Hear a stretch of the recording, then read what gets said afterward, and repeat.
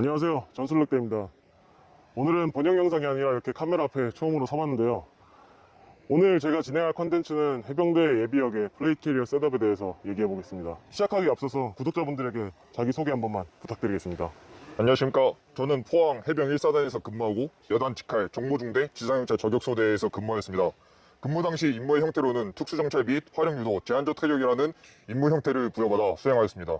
처음부터 정찰소대에서 계속 복무를 하셨던 건가요? 아닙니다. 화기중대도 있었고 여러 곳에서 근무하다가 마지막에 정착한 곳은 지상경찰 저격소대라는 곳이었습니다. 현재 셋업은 그때 당시에 근무하던 임무 형태에 맞추어서 셋업을 하신 건지 한번 대답해 줄 수 있나요? 예, 그때 당시 이제 전시 또는 이제 제가 전역하고 나서 임무 형태를 고려해서 이 플레이트 캐리어와 워벨트, 헬멧 셋업을 하였고 이제 설명대로 이제 소개해 보도록 하겠습니다. 네, 감사합니다. 그러면 먼저 헬멧부터 한번 설명해 주시죠.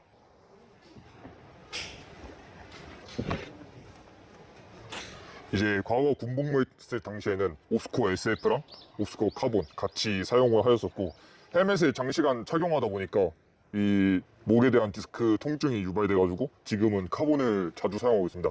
정찰할 때도 카본을 자주 사용하긴 했는데, 네, 현역 당시에는 이제 방탄이라는 중요성 때문에 SF를 조금 더 많이 사용했던 기억이 있습니다.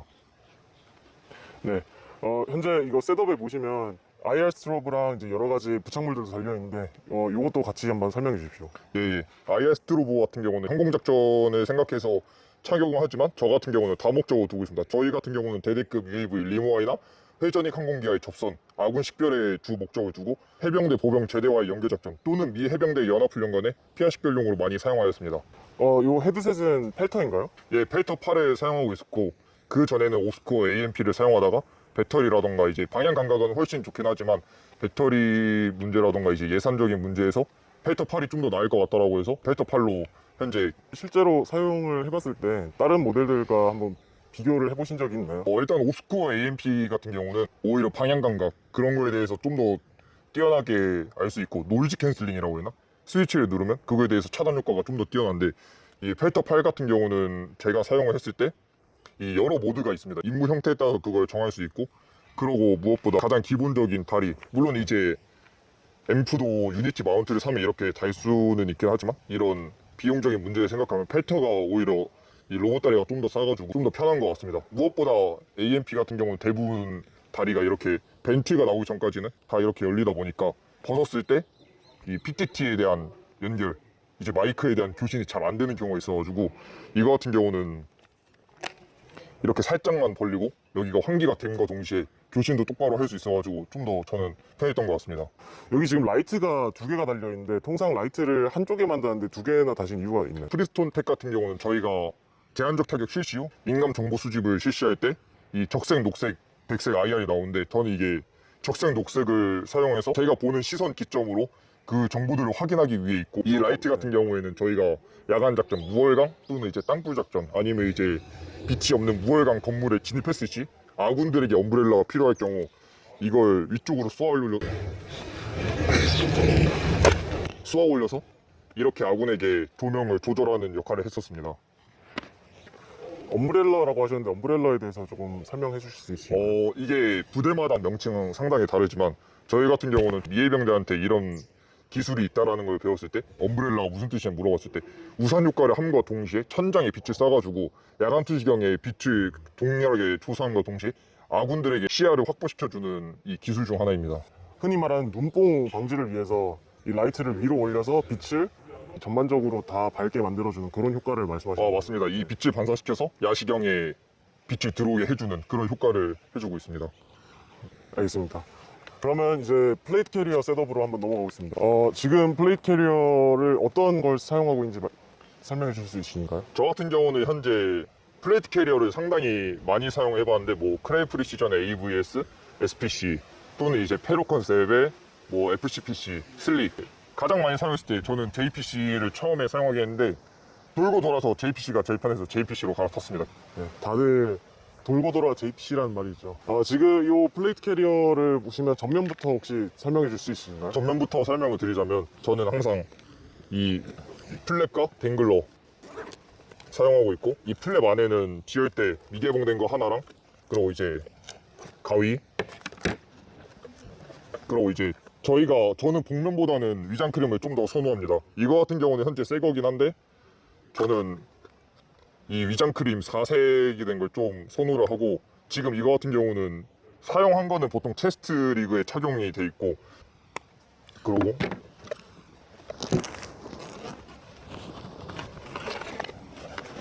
댕글러 파우치에는 퀵슬라 2개, 그 소위 말하는 저희한테는 컴백 거즈 2개가 들어가 있고, 전면에는 이제 저거넛 하나, 그리고 이제 탄창 3개와 그 소금 나이프, 그리고 이제 PTT, 그리고 이 주머니를 AXL 주머니를 개방하면 방수 수첩과 방수 볼펜, 그리고 네임펜, 그리고 이제 항폭 때 필요한 카드, 그리고 이제 사거리 판단을 위한 거리표. 저희가 워낙 빠르게 사거리 판단해야 돼가지고 저 같은 경우는 이걸 사서 따로 사용하고 있습니다. 그리고 이제 독독법 할 때 가장 많이 필요한 맵툴 카드 이렇게 가지고 있습니다. 이 맵툴과 그 사거리 표 같은 경우는 사실 저도 굉장히 익숙한 물품인데요. 저 같은 경우는 제2회포 교육을 수료한 과정에서 이걸 굉장히 많이 사용을 했습니다. 지휘자나 아니면은 지도를 봐야 되는 보직을 가지신 분들은 이런 프로트랙터는 정말 필수 물품이죠. 아이팟 같은 경우는 현재 앞에 보이는 워벨트에 준비가 돼 있고, 보통은 제가 원래 페로 컨셉을 달다가 굳이 2개가 필요할까라는 생각이 필요해서 페로 컨셉 아이팟 같은 경우는 그냥 본가에 놔두고 있고, 현재 그냥 이 GBRS 아이팟 하나로만 운영하고 있습니다. 네, 알겠습니다. 그럼 커버본드도 한번 설명해 주시죠. 커버번드에 대해서 설명드리겠습니다.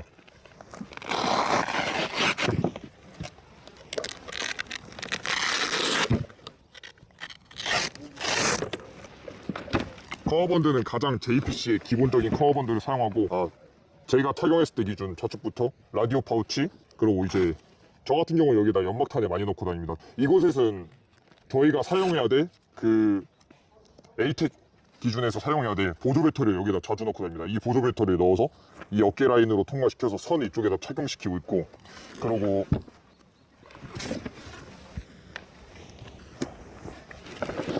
제 기준 착용했을 때 우측 여기에는 튜블로 에빙을 착용하고 있습니다. 에이텍을 운영을 하신다고 했는데 에이텍이 지금 한국군에서 운영이 되고 있는 건가요? 그 사실상 되는 부대도 있고 안 되는 부대 같은 경우도 있는데, 저 같은 경우는 사실상 운이 좋게 미일병대와 연합훈련을 하면서 미일병대 인원들이 저한테 본인들 사용하는 휴대폰을 주고 제가 그 인증서라던가 그런 걸 보면서 에이텍 운용을 자주 했던 경험이 좀 있습니다. 그럼 백패널도 한번 설명해 주시겠습니까? 자, 백패널 같은 경우에는 이 뒤에 브리칭 툴을 2가지 넣고 있습니다. 하나는 그 홀리건 툴이라고 하는 문을 개방하는 데 사용하는 이 브리칭 툴 하나랑, 이제 절단기, 소위 말하는 볼트 커터 해가지고 이렇게 2가지를 사용하고 있고, 보통 둘 다 많이 사용합니다. 둘 다 많이 사용하고, 저가 오히려 군생할 때 많이 썼던 거는 이 볼트 커터인 것 같습니다.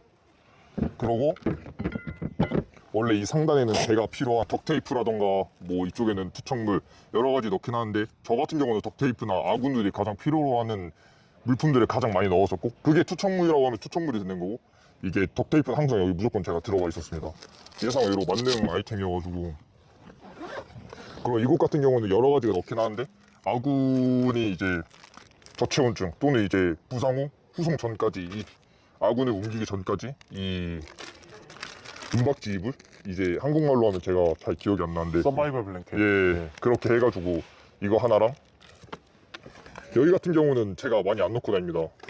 왜냐면 그때그때 들어가야 될 게 다를 수도 있고, 이게 뭐 다기능 건축용 배터리가 될 수도 있고, 아니면은 당장 이제 작전에 필요한 배터리들 그런 걸 많이 넣고 다녔는데, 파라코드랑 번지코드도 상당히 자주 넣고 다녔는데, 이렇게 따로 저희가 외부로 훈련 나왔을 때는 그렇게 중요하지 않아서 딱히 안 챙기고 나왔습니다.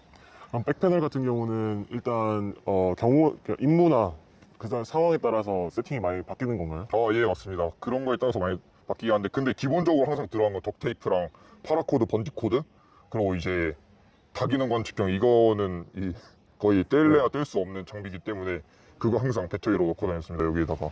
다기능 관측경이라고 하면은 제가 아는 그 커다란 네모 그 다기능 관측경. 그 좀 많이 무겁고 이 전환功能 상당히 잘 되는 원투 배터리를 둘 다 넣고 다녔습니다. 여기다가. 그 다기능 관측경은 보통 활용유도 하시는 분들이 이제 들고 다니는 걸로 알고 있는데, 혹시 임무 중에 그런 게 있으셨나요? 화력 유도도 있었고, 그거에 대해서 좌표를 인지하고 아군에게 이 아군 지휘부에 적정보를 넘기는 게 주가 되기 때문에 이제 좌표를 써가지고 그 좌표를 아군 지휘부에 상당히 많이 보내기도 했습니다. 그러면 이제 벨트 한 번만 설명해 주시죠. 벨트 같은 경우는 블루포스 기어의 척 벨트를 사용하고 있고, 그리고 세팅 같은 경우에는 지열대, 그리고 이제 사파리랜드 홀스터, 그리고 이제 GBRS 아이팟, 그리고 이제 블루포스 기어의 덤프 파우치, 그리고 페로 컨셉의 엘라스틴 싱글 파우치, 에스텍의 투테크 1 이제 556이랑 9mm 두 개 해가지고 이렇게 사용하고 있고, 여기 같은 경우에는 원래 전기 테이프나 캐미라이트를 달고 다니는데 오늘도 달고 올 이유가 없어가지고 그냥 집에 보관하고 있습니다. 이제 장갑 같은 경우는 메카닉스의 프리시즌 웨어 이걸 사용하고 있습니다. 네, 여기 달려있는 지열대 같은 경우는 파우치에 결석을 하지 않고 고무줄로 그 밴드로 결석을 하신 이유가 있나요? 예상외로 아군들이 제가 기절하고 나면 잘 못 찾습니다. 보통은 이제 아이팍에 달고 다니시는 분들도 있고, 저 같은 경우는 보이는 온몸에 다 거칠해줍니다. 근데 이제 이 레인저 밴드 이게 가장 저지력이 좋고 가장 빨리 발견할 수 있어가지고, 그래서 전면에 이렇게 레인저 밴드 두 개를 달고 하나 배치해놨습니다. 아이팩 안에는 어떤 게 구성되어 있나? 지금 보이는 곳에는 지열대, 그리고 제 혈액형. 저는 이제 대부분 사람들이 거꾸로 달면은 많이 욕을 하는데, 가장 빨리 꺼내기 위해서, 아군들이 가장 빨리 꺼내주기 위해서 이렇게 배치를 해놨고, 컴백 거즈,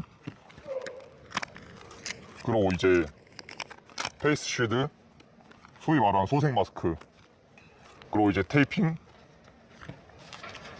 멸균 거즈,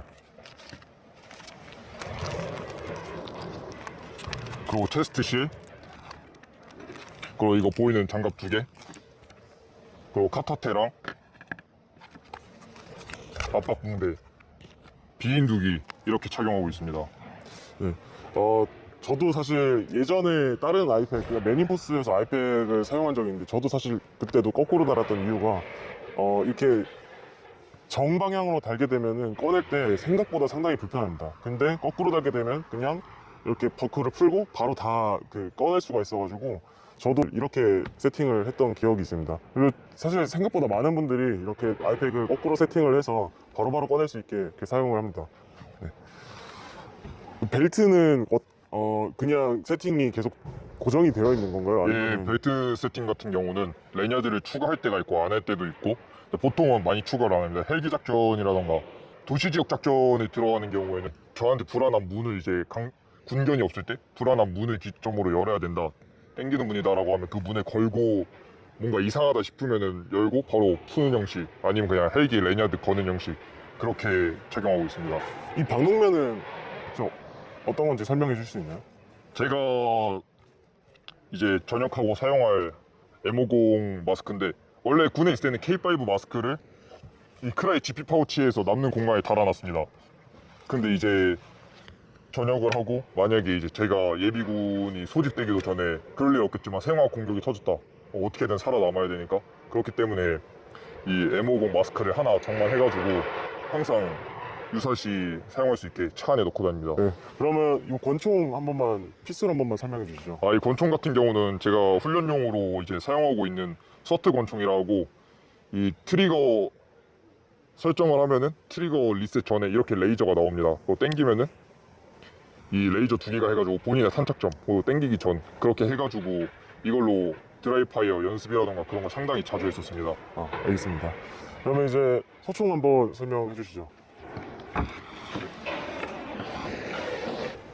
소총 같은 경우는 현재 GDR-15 CQB 버전을 저는 사용하고 있고, 왜 CQB 버전을 골랐냐면 K1 사이즈랑 딱 맞습니다.